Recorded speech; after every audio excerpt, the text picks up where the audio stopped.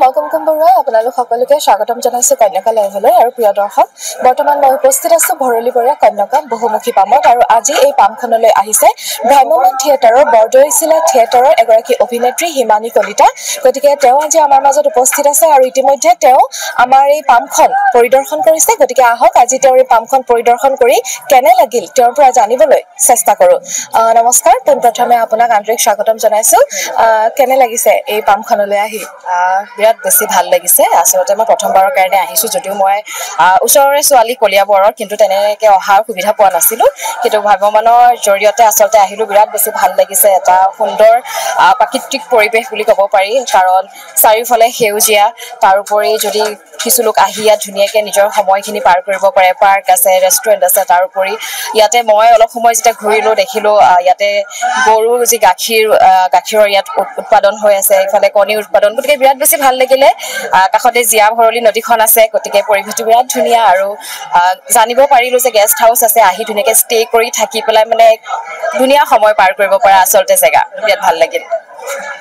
বৰ্তমান সময়ত কন্যাকাৰ জৰিয়তে এক নতুন প্ৰচেষ্টাৰ চেষ্টা কৰা হৈছে।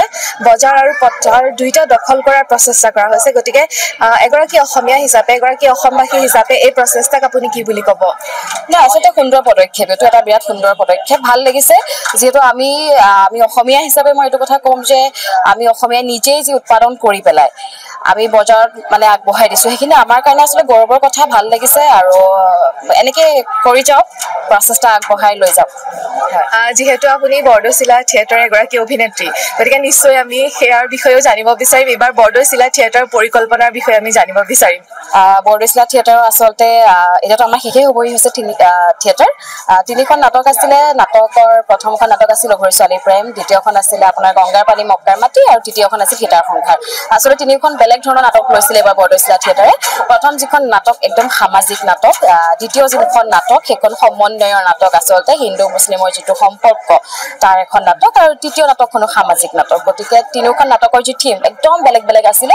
ৰাইজে আঁকোৱালি লৈছে, যিহেতু শেষ হ'ব হৈছে। আমি অসমৰ চাৰিওটা দিশ ফুৰিলোঁ, ধুবুৰীৰ পৰা ধেমাজি সকলোখিনি আচলতে ফুৰিলোঁ। মানুহে বহুত আঁকোৱালি লৈছে, ভাল লাগিছে।